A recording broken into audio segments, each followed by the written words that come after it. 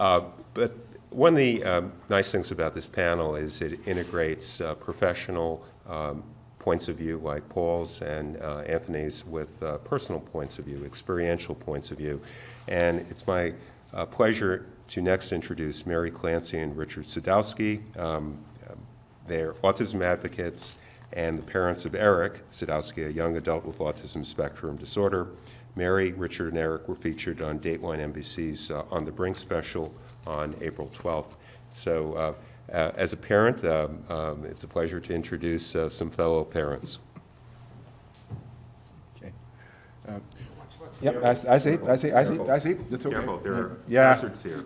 Hazards are good. We're gonna tag team this largely because we were both of us too nervous to do the whole thing. But the key that I'd like to talk about is just echoes what both of the two professionals have said. Transition is a funny word. It's artificial. It's not because anything happened to you that you're ready for. It's because the calendar says, today you transition.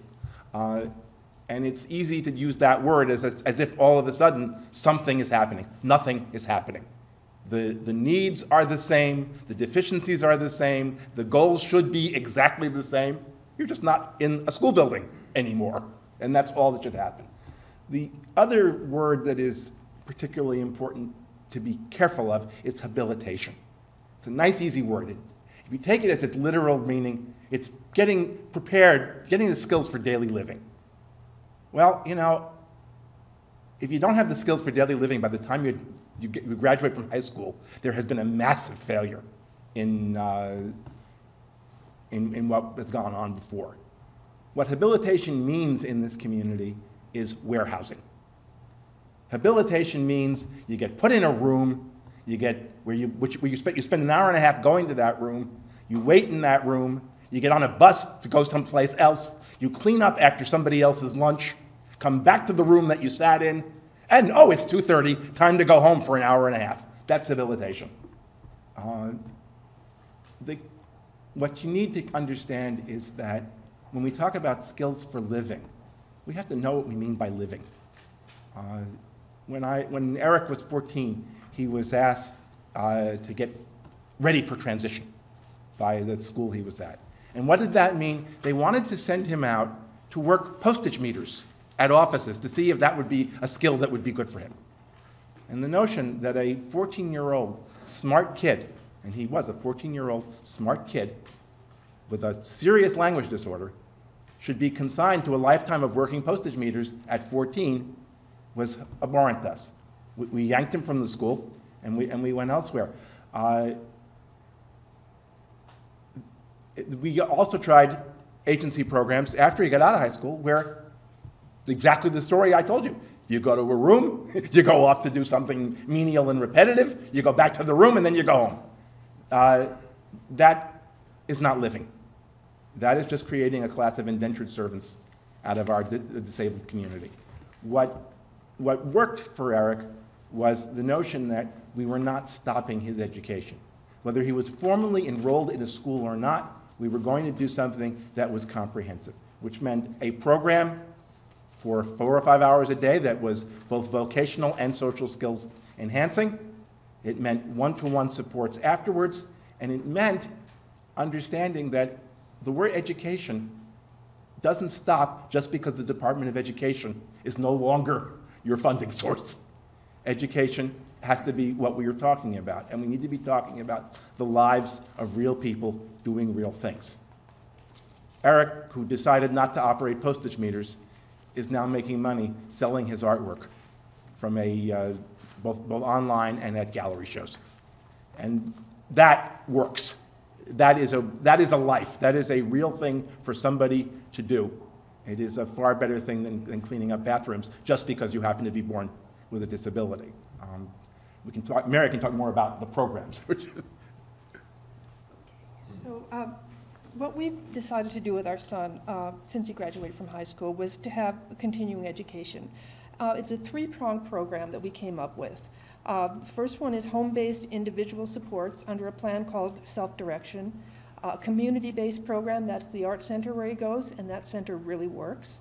And then there are ancillary supports that are really important that a lot of people don't think of when they think of what people need continuing on in life. So the home-based individual supports, what we have are 3 teachers who are trained in autism. We happen to be in a city that has great autism studies programs, so we're able to access some really great people like this. Part of the teaching is in the home, but the most of it is out in the community. One of the things we're teaching is how to navigate travel in the city. So our son is doing everything from understanding how to use Google Maps, how to find an address, how to navigate the subway system, how to navigate the bus system, and all the social components that go along with that can be very challenging for someone with autism. He's shopping, he's dining in public, he's using money management, he's learning how to use an ATM card and a bank card, and he's using a smartphone and all of those kind of apps. He's learning how to access emergency services, how to ask for help if he's in trouble. He's going all over the city talking to cops. We taught him to introduce himself to a policeman and ask for help. And people are incredibly receptive. Throughout all these things that he's being taught, we're always working on social skills and on language skills. So the community-based center is a place called Pure Vision Arts. And it is partially funded by state and federal funds, and they do a lot of fundraising on their own. And they also get some commissions from the artist's work. They mentor, support, and teach people with DD, especially autism, who are already talented artists. They find venues for the artists to exhibit their work, they promote it, they sell it, and the actual place where they work is a real model for teaching people with autism. It could be applied to many different fields. The environment is very quiet, they play music. There are small numbers, only 15 to 20 people in the room at a time. It's full of sunshine. Everyone is working and concentrating. It's staffed by 3 art therapists who are all trained in autism, and they teach by example, acceptance, and support. The artists learn from these mentors, and they learn from each other. And they also don't just keep them in this room. They have frequent field trips. They go to museums, galleries, artist studios. They go out and buy the art supplies they need, and they even go out to lunch. So this is a true community, but it's only 5 hours a day. The other supports we've come up with for our son, there are 3 main ones. First is music therapy. This is important for organizing the brain, the sensory system. It improves communication and group concentration. He's working with a number of different people. And again, the therapists are trained in autism. Another one a lot of people don't think about, what we find is crucial for our son, is psychotherapy.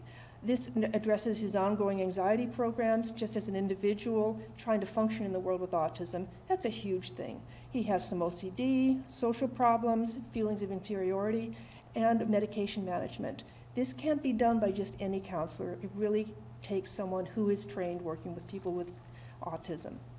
The other thing that is terribly important, we find, is daily exercise for self-modulation, stress control. Our son is part of a running club, and once a week his father takes him up to Central Park, and this wonderful group called Achilles, which is nationwide, has someone run with him. He runs 6 miles every Saturday morning. The other thing he's taking is adaptive yoga.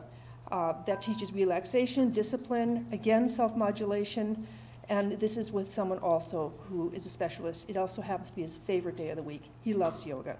The last thing is he belongs to our local Y. He has a gym membership. He goes 2 to 3 times a week, again, modulating anxiety and stress, and he happens to have a congenital heart defect that requires that he really stay in shape. So we stay on top of that. We're finding with these combinations of programs that we put together that he is learning, he's developing, he's come a long way since high school. There is one missing component that is crucial, and that's a social life with friends. He's way too dependent on the family for his, just for his social needs. So that's something we really are struggling with. It's not easy to do that. It is a full-time job for me, not something a lot of parents could do. Some funding from federal and state is trickling in, but it's very patchy, and it's a lot to navigate, and it's very expensive. So in the long run, we hope that we can do better by this and have do better accessing those funds. Okay. Thank you very much. What kind of artwork does Eric like to do? Eric does drawings mostly. They're mostly ink-based drawings. There were some that were on the Dateline episode that were on display at the Outsider Art Fair, where he was a participant this year. They are deceptive. They will be pictures of drinks, for example, which it turns out was actually a family portrait. My Okay. coffee, Mary's tea, or his sister's juice, Okay. and things like that. But there are also lots of drawings of animals, drawings of particularly poignant ones of people crying, which he finds very affecting. So it's different stuff. Well, thank you. Thank you. Appreciate your